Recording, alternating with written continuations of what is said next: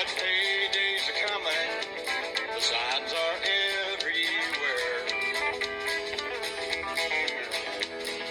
Only those who know him will meet him in the air.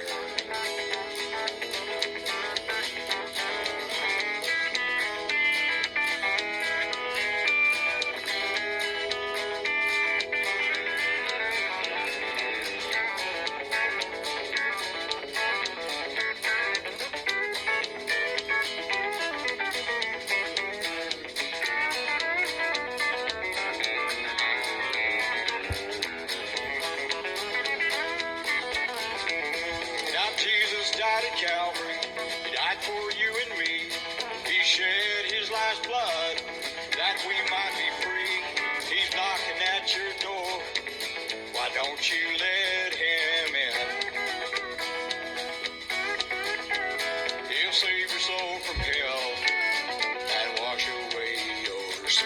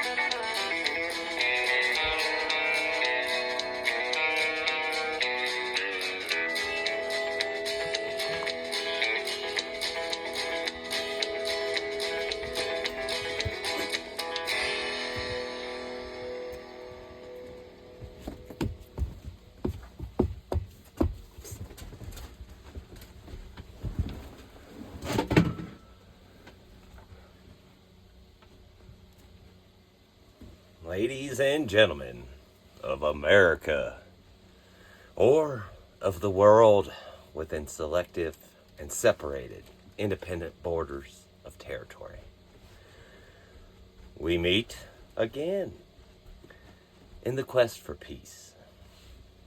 Welcome to the Hunting Trail Bible Study. Today's lesson will begin in Daniel 5:7. Shout out to Blow the Shofar YouTube channel for bringing up this verse the other day, because it really sparked my interest when he spoke about whosoever shall read this writing, is what he said in his video. I have a feeling there is an Easter egg here to find.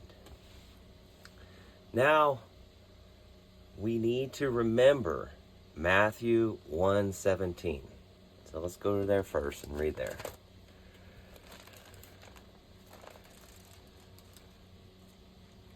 Matthew 1:17.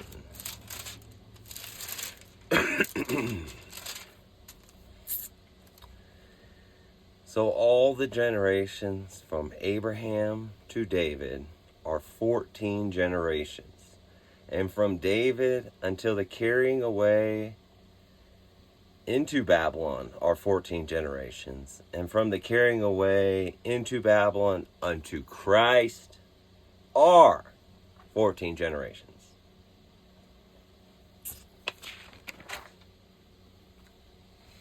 If you ask Google how many years are between Abraham and David, AI cannot understand the Holy Bible, so this Easter egg is purely human. 950 years or 490 years is some of the answers you'll find online. However, let's go over to Daniel 5:7 to start this lesson. And if you want to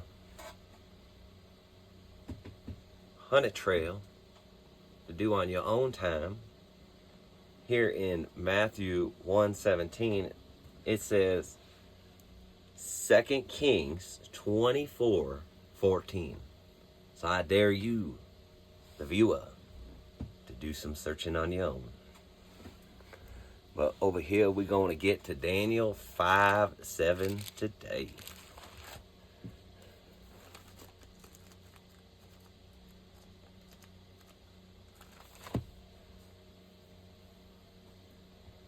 Daniel 5:7. The king cried out aloud to bring in the astrologers, the Chaldeans, and the soothsayers. And the king spake and said to the wise men of Babylon, Whosoever shall read this writing, and shew me the interpretation thereof, shall be clothed in scarlet, and have a chain of gold about his neck, and shall be the third ruler in the kingdom. The writing on the wall here is honored. If we search chapter 5 in Daniel, we'll locate the writing that Blow the Shofar was talking about. Verse 17 in chapter 5 will shed a light on an answer with verse 18. So let's go to Daniel 5:18. O thou king, the Most High God gave Nebuchadnezzar, thy father, a kingdom, and majesty, and glory, and honor. The honey trail will lead us off to Daniel 2:37 as the next sign.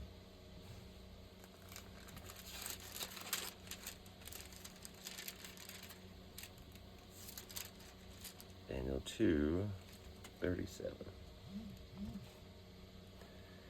Thou, O king, art a king of kings, for the God of heaven hath given thee a kingdom, power, and strength, and glory. Then the honey trail will take us to Isaiah 47:5.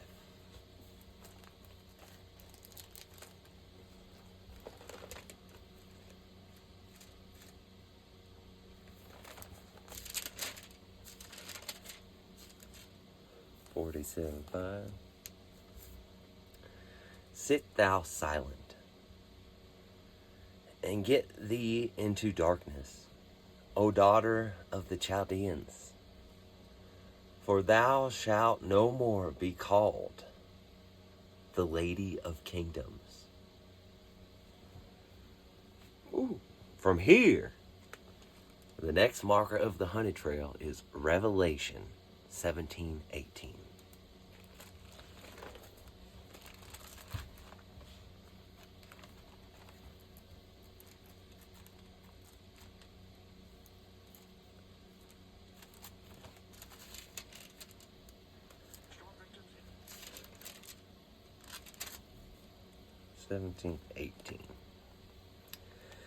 And the woman which thou sawest in that great city. And the woman which thou sawest is that great city, which reigneth over the kings of the earth. In the chat below, write who you think this woman would be in today's world. I do believe this understanding of the Bible is hinting towards Mystery Babylon. If we go up one verse to Revelation 17:17, we'll continue on the honey trail. For God hath put in their hearts to fulfill his will and to agree, and give their kingdom unto the beast, until the words of God shall be fulfilled.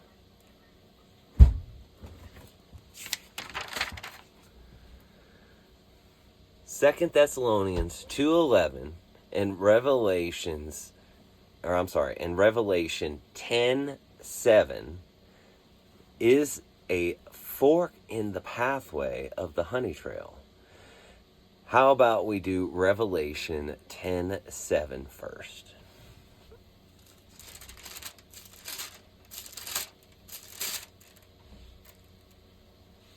But in the days of the voice of the seventh angel, when he shall begin to sound, the mystery of God should be finished, as he hath declared to his servants, the prophets. Let's go over to 2 Thessalonians 2:11.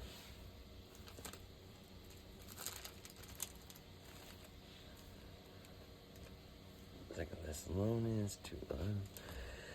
And for this cause God shall send them strong delusion, that they should believe a lie.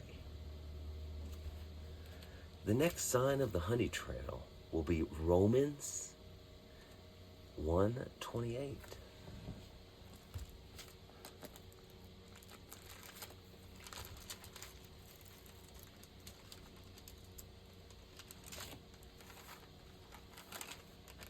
Romans 1:28. And even as they did not like to retain God in their knowledge, God gave them over to a reprobate mind, to do those things which are not convenient.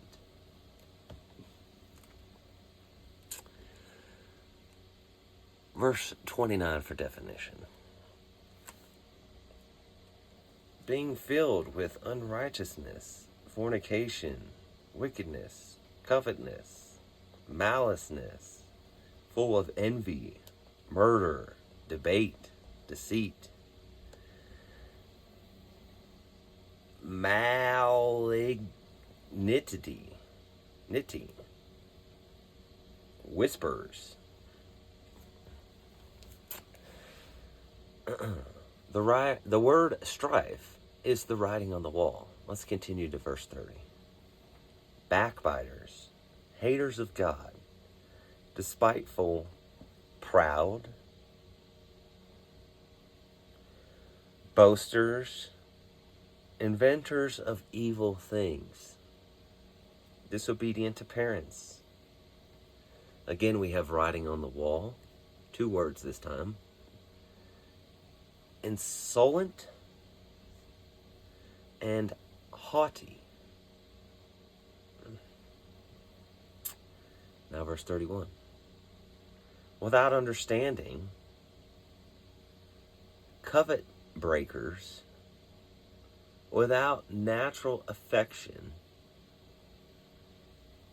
implacable, unmerciful.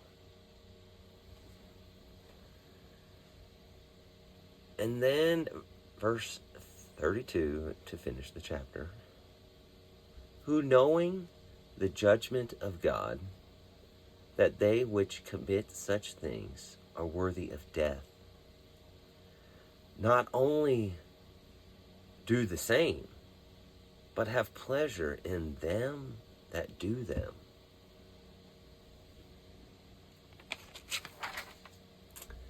Let's head back to 2 Thessalonians 2:12.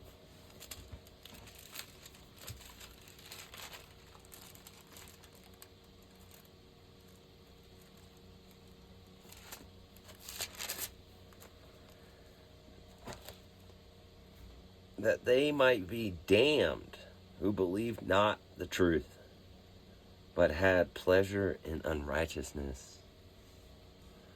From here, we'll go back to the book of Daniel, chapter 5, verse 19.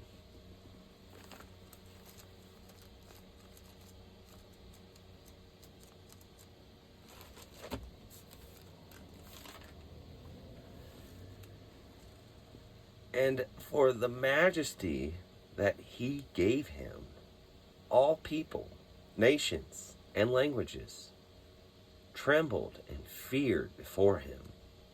Whom he would, he slew.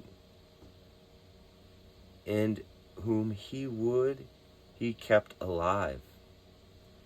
And whom he would, he set up. And whom he would, he put down.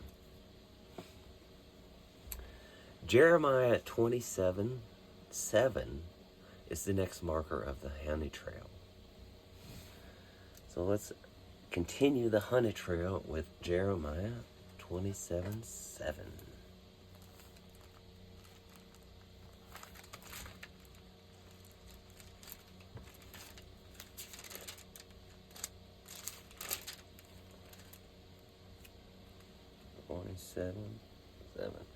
And all nations shall serve him, and his son, and his son's son, until very time of his land come. Until the very time of his land come. And then many nations and great kings shall serve themselves of him. Let's look at verse 8.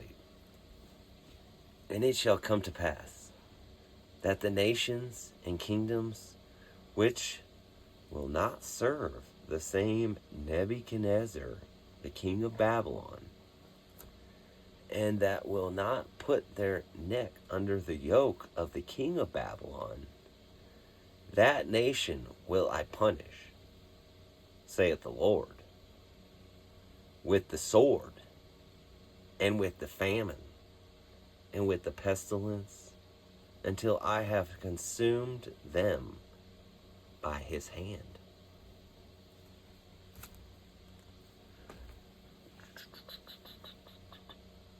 From his hand.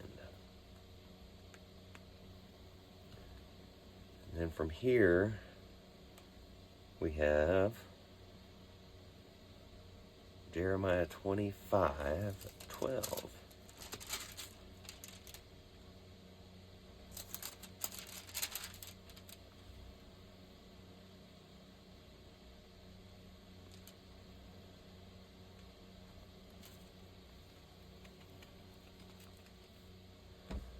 Although the honey trail takes us off to Jeremiah 25:12, let's do verses 5 and 6 beforehand for some clarity, and that would be in 27. So we'll do Jeremiah 27:5 first. I have made the earth, the man and the beast that are upon the ground, by my great power and by my great outstretched arm, and have given it unto whom it seems meet unto me. Verse 6. And now have I given all these lands unto the hand of Nebuchadnezzar, the king of Babylon, my servant, and the beast of the field have I given him also to serve him. Now let's do Jeremiah 25:12 to remain on the honey trail. Jeremiah 25:12.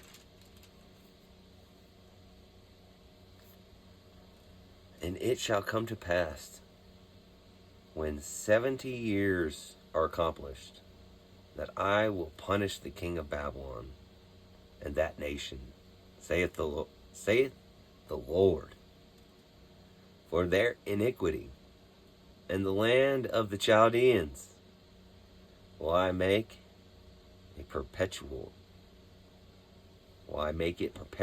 desolations.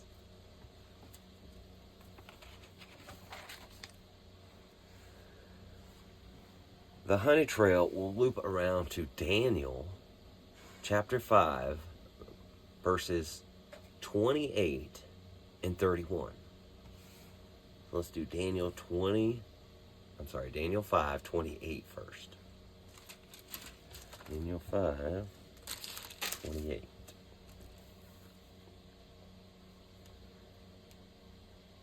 Peres, thy kingdom is divided and given to Medes and Persians. Here we will see the next sign of the honey trail as Daniel 6:28.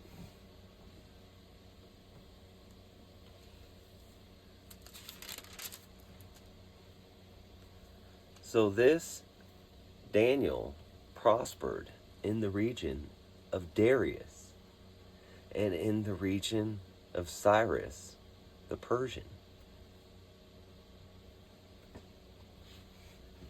A fork in the road will appear on the honey trail. It is Daniel 1:21 and Isaiah 1:1 and 2. Going with Daniel 1:21 first.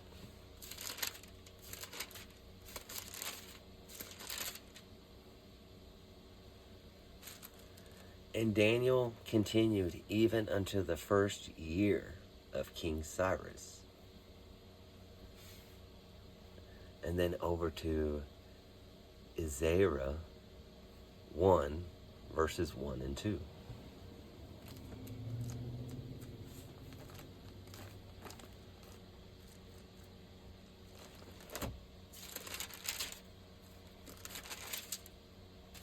Isaiah chapter 1, verse 1. Now in the first year of Cyrus, king of Persia, that the word of the Lord by the mouth of Jeremiah might be fulfilled, the Lord stirred up the spirit of Cyrus, king of Persia, that he made a proclamation throughout all his kingdom, and put it also in writing, saying,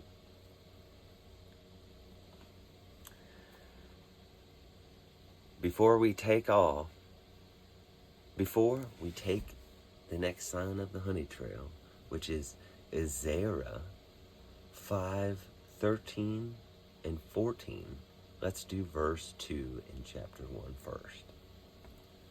Thus saith Cyrus, king of Persia, the Lord God of heaven hath given me all the kingdoms of the earth, and he hath charged me to build him a house at Jerusalem, which is in Judah. Now let's get over to Ezra 5:13 and 14.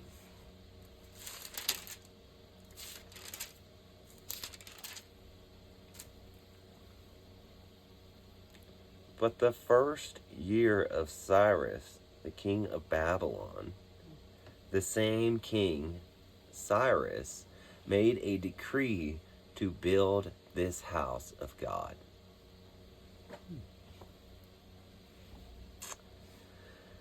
Temple is the word written on the wall.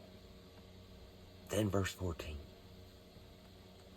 And the vessel was also gold, and the vessel was also of gold and silver of the house of God, which Nebuchadnezzar took out of the temple that was in Jerusalem, and brought them into the temple of Babylon. Those did Cyrus the king take out of the temple of Babylon, and they were delivered unto one, whose name was Sheshbazzar, whom he had made governor.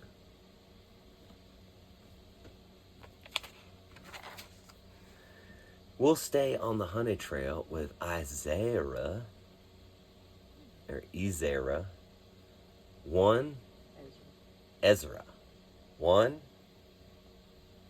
7, and 8.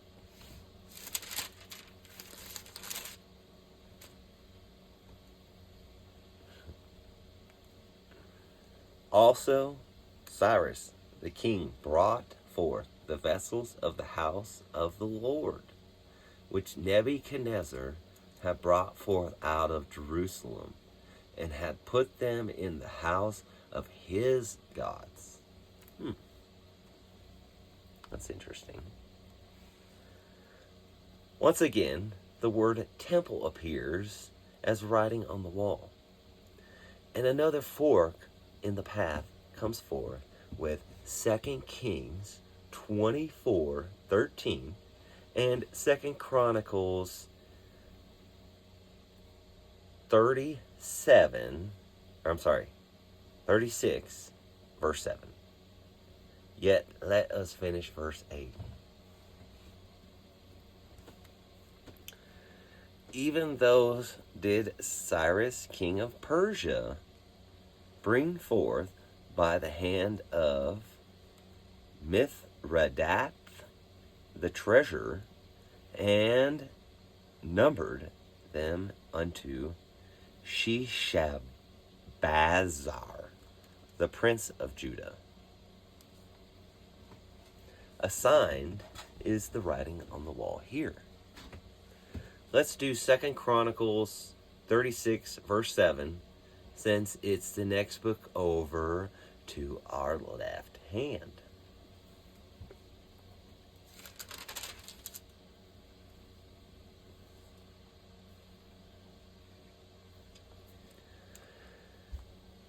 Nebuchadnezzar also carried of the vessels of the house of the Lord to Babylon, and put them in his temple at Babylon.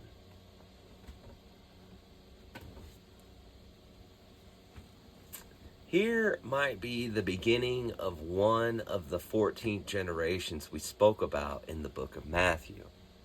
Onward to 2 Kings 24:13.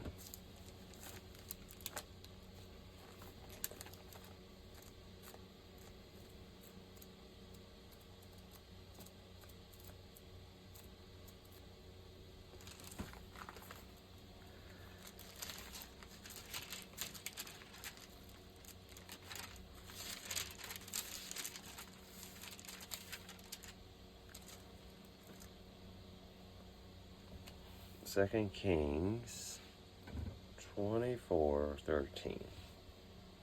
And he carried out thence all the treasures of the house of the Lord, and the treasures of the king's house, and cut in pieces all the vessels of gold which Solomon, king of Israel, had made in the temple of the Lord, as the Lord had said. And 2 Kings 20:17 is the next marker of the honey trail.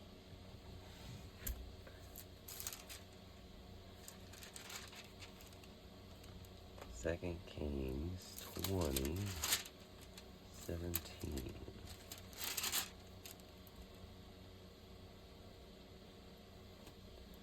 Behold, the days come that all that is in thy house,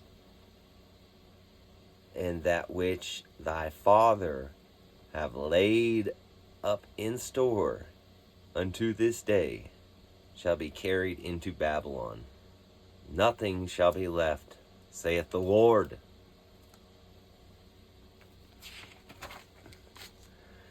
Next, the honey trail will show us two paths.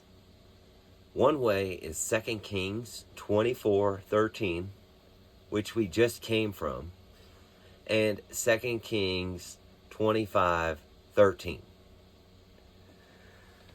So the second route, it is with 2 Kings 25:13.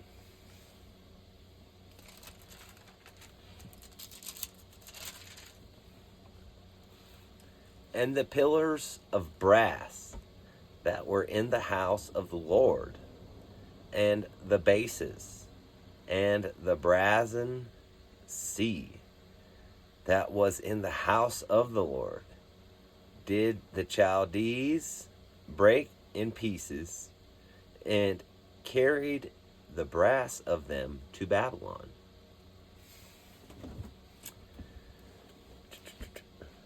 Searching verse 14 will give us another clue. And the pots, and the shovels, and the snuffers, and the spoons, and all the vessels of brass wherewith they ministered,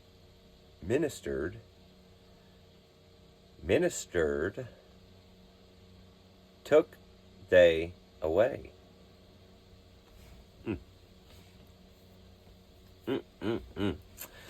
Exodus 27:3 will be the next sign on the honey trail.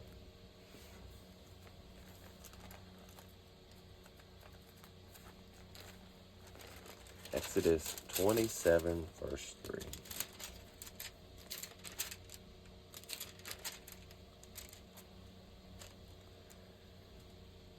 And thou shalt make his pans to receive his ashes, and his shovels, and his basins, and his flesh hooks, and his fire pans. All the vessels thereof thou shalt make of brass. Let's head back to 2 Kings 25:15. 25:15. And the fire pans, and the bowls, and such things as were of gold in gold, and of silver in silver, the captain of the guard took away. And then verse 16. The two pillars, one sea, and the bases which Solomon had made for the house of the Lord, the brass of all the vessels was without weight. Here the honey trail will lead us to 1 Kings 7:47.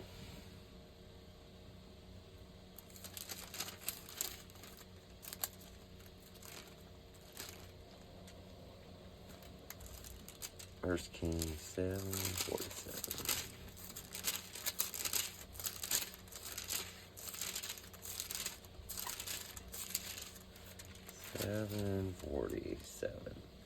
And Solomon left all the vessels unweighed, because they were exceedingly many.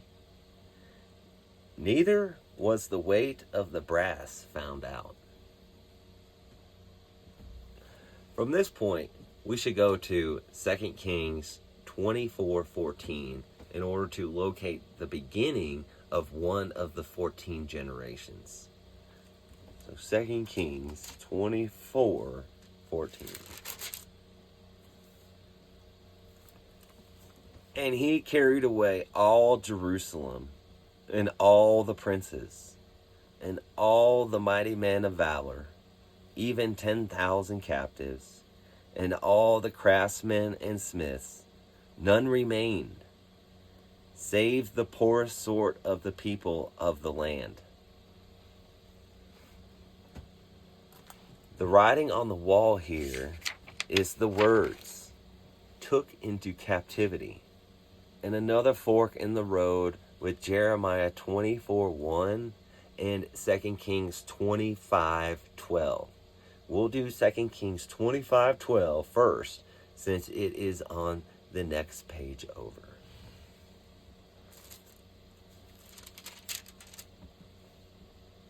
But the captain of the guard left the poor of the land to be vine dressers and husbandmen. From here, the honey trail will go next to Jeremiah 40, verse 7.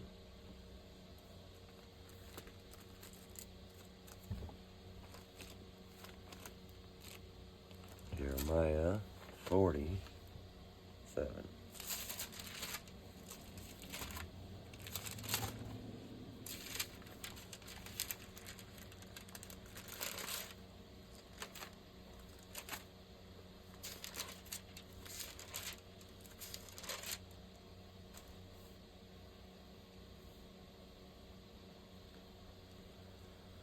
Now, when all the captains of the forces which were in the fields, even they and their men, heard that the king of Babylon had made Gedaliah, the son of Ahikam, governor in the land, and had committed unto him men and women and children, and the poor of the land, and them that were not carried away captive to Babylon. The next passage we'll take is 2 Kings 25, 23 through 26. 25, 23, and 26. And when all the captains of the armies, they and their men, heard that the king of Babylon had made Gedaliah governor, there came to Gedaliah to Mizpah, even Ishmael, the son of Nethaniah, and Johanan, the son of Kareah, and Seraiah, the son of Tanhumeth, the Netophathite, and Jaazaniah,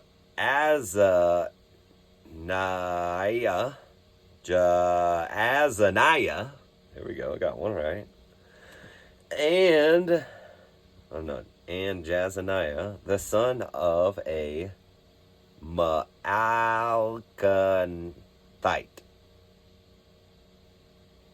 they and their men.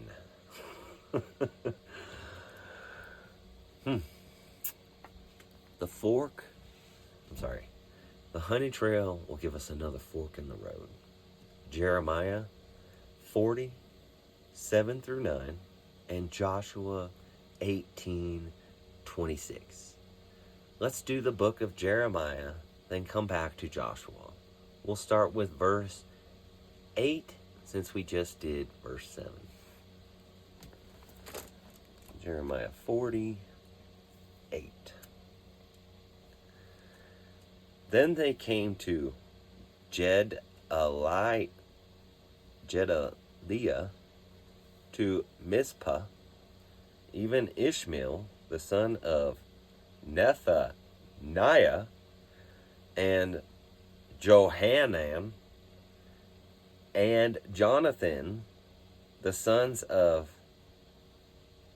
Kareah, and Seraiah, the son of Tanhumeth, and the sons of Ephai, the Netophathite, and Jezaniah, the son of Malachatite.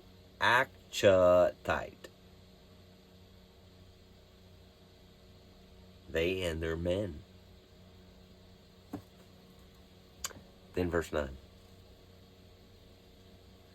And Gedaliah, the son of Ahikam,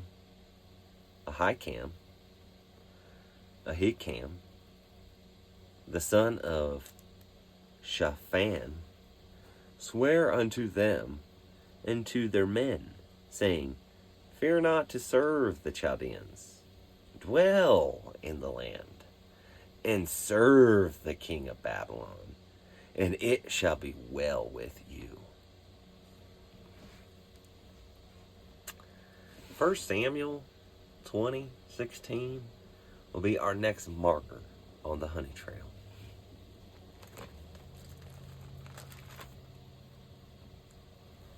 First Samuel 20:16.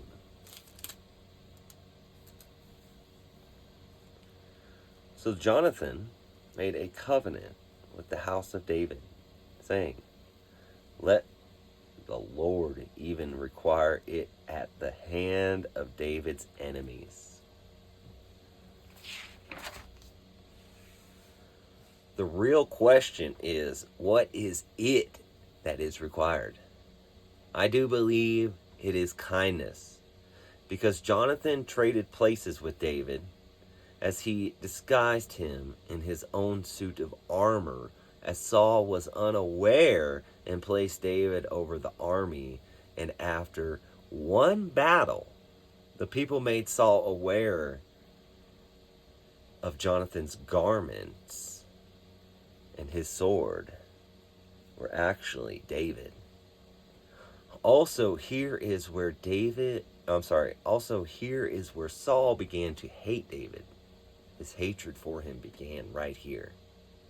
Yet, blindly, Saul was kind to David before acknowledgement. Chapter 18 will clue you in. Now let's do Joshua 18:26 to see the other side of the fork.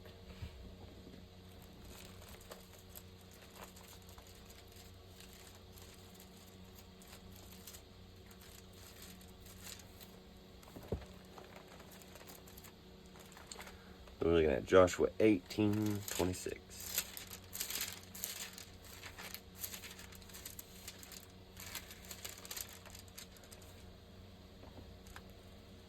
And Mizpeth and Chephirah and Moza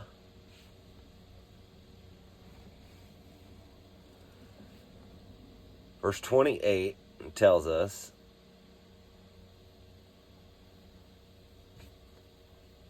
this is the inheritance of the children of Benjamin, according to their families. Backtracking to the previous fork in the road, we'll do Jeremiah 24:1.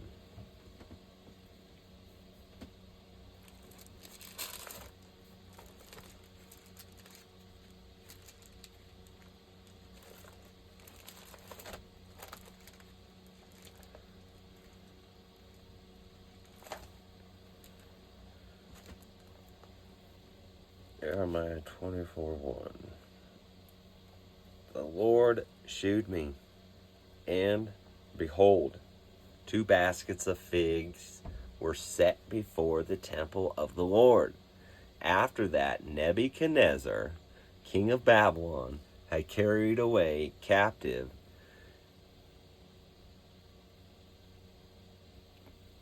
Jeconiah, the son of Jehoiakim, son of Judah, and the princes of Judah, with the carpenters and smiths from Jerusalem, and had brought them to Babylon. Just thinking out loud, were the 2 fig baskets to represent the leadership of Saul compared to David? One basket being good and the other being bad. Although it was probably for Babylon to favor Judah rather than the Chaldeans. who actually tore down the walls of Jerusalem. But let's look over at the reward that the Chaldeans received from Babylon for those brass pillars and other items. In 2 Kings 25, 20, and 21.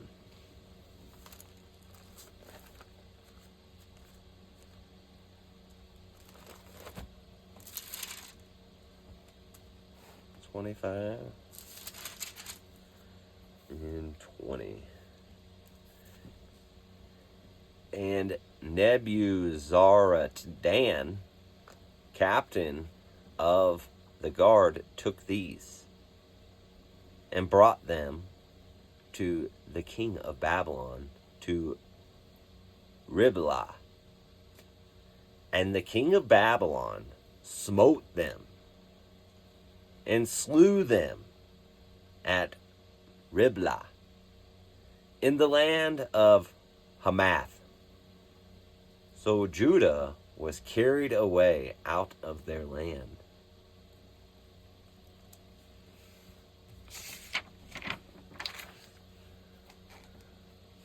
In verse 20, we'll pick up the next sign of the honey trail.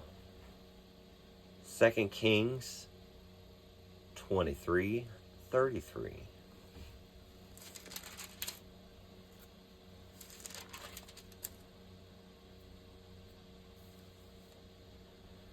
And Pharaoh-Necholah put him in bands at Riblah in the land of Hamath, that he might not reign in Jerusalem, and put the land to a tribute of 100 talents of silver and a talent of gold. Writing on the wall is a dollar amount stating $38,400,000.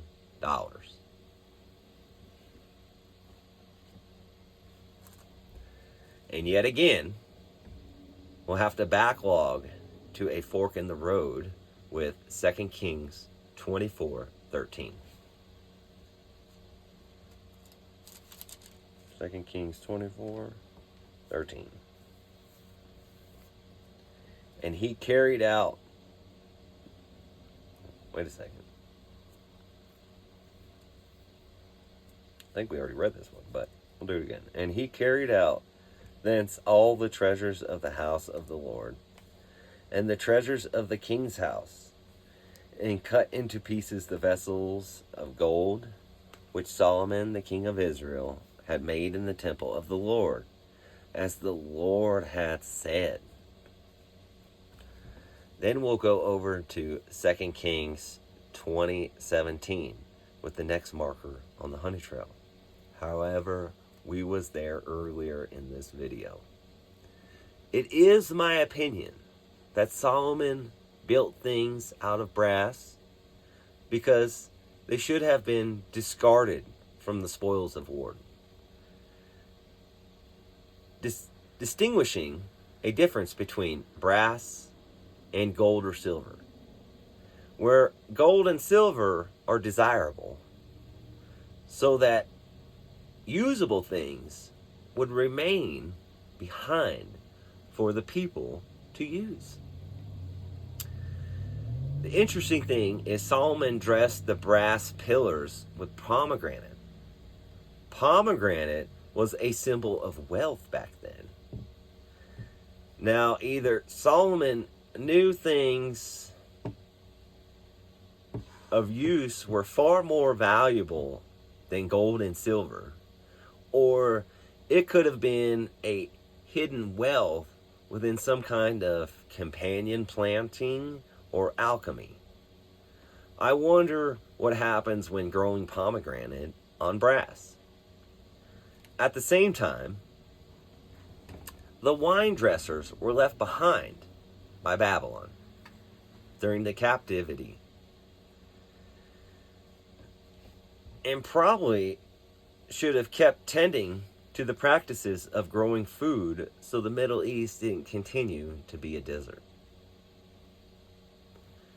Daniel 5:31 was a previous fork we've yet to explore. So let's head over there. Daniel 5:31.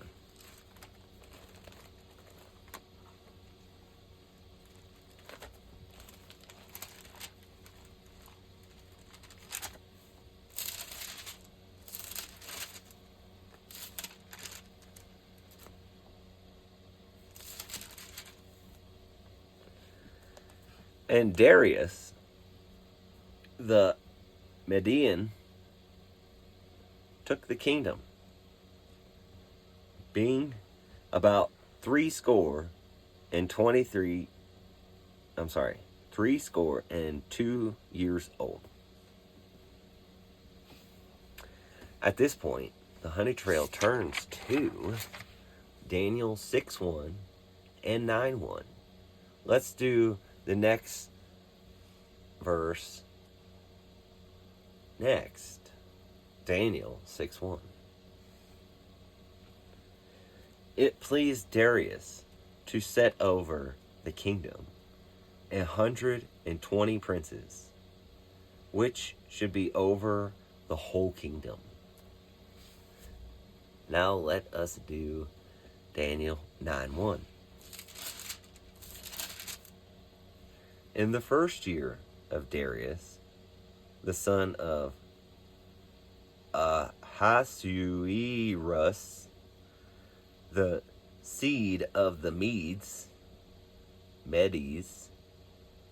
which was made king over the realm of the Chaldeans. Then the honey trail will lead us to Daniel 1:21, which we read earlier in this broadcast,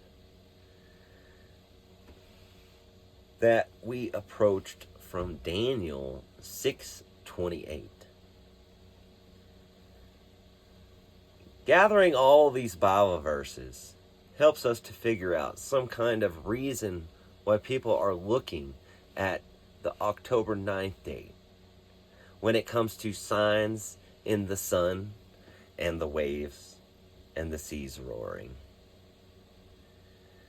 If I don't see you, good morning, good afternoon, and good evening, my fellow Americans.